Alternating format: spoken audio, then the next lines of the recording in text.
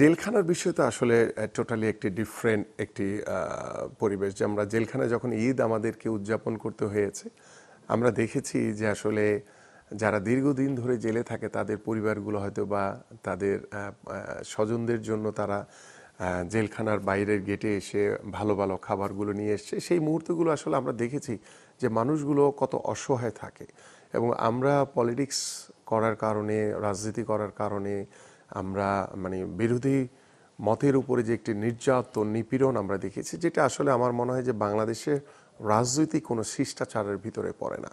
আমার মনে হয়, এবং আমাদের মাননীয় প্রধানমন্ত্রীও, আমরাও চাই যে আগামী যে রাজনৈতিক যে পরিবেশ, সেখানে যাতে একটি সুস্থ পরিচ্ছন্ন রাজনীতির ধারার পরিবেশ তৈরি হয়, সেটি আমরা সবাই কামনা করি। কারণ জেলখানার ভিতরে দেখা গেছে যে আমাদেরকে, যারা রাজনীতিবিদ, আমাদেরকে দেখা গেছে যে নিচেই নামতে দিত না। আমরা যে বাইরে হাঁটবো বা কারোর সাথে কথা বলবো, মানে এত বেশি নজরদারি, এত বেশি রেস্ট্রিকশনের ভিতরে রাখতো, মানে এটাকে কোনো আসলে জেলখানার ভিতরে আরেকটা জেলখানা আর কি বলতে হবে, যে এই অবস্থার ভিতরে আমাদেরকে সবসময় থাকতে হয়েছে। অপটিক্যাল ব্রাইটেনার, কালার গার্ড এবং ডার্ট লক সমৃদ্ধ অ্যাডভান্স ফর্মুলায় এলো নতুন রে ডিটারজেন্ট পাউডার।